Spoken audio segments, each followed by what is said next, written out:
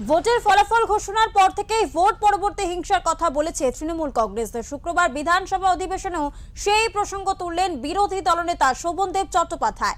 অভিযোগ প্রমাণিত হলে ঘর ছাড়াদের ঘরে ফেরানোর আশ্বাস দেন মুখ্যমন্ত্রী শুভেন্দু অধিকারী। ভোট মেটার পর কোনো হিংসা হয়নি, বরং বিরোধী দলনেতা কেন মিথ্যে বলছেন তা নিয়ে প্রশ্ন তোলেন বিধায়ক অসীম সরকার। একটা হিংসা দেখা কোথায় হয়েছে? কোনো আক্রান্ত হয়নি, নিজেরা ভয়ে বাড়ি ছেড়ে পালিয়ে গেছে। ওরা যে অন্যায় কাজগুলো করেছে 21 সালের, তারপরে পঞ্চায়েত ভোটে, সেইগুলোর ভয়ে ওরা নিজেরা পালিয়ে গেছে। আমরা আরও ধরে ধরে বাড়ি ঢুকিয়ে দিচ্ছি, আমরা কিচ্ছু বলবো না। আমি যদি কোনো দোকান কেউ আমাদের একটু বন্ধ করে দিচ্ছে, আমি গিয়ে খুলে দিচ্ছি। আমরা ওই রাজনীতিতে বিশ্বাসী না।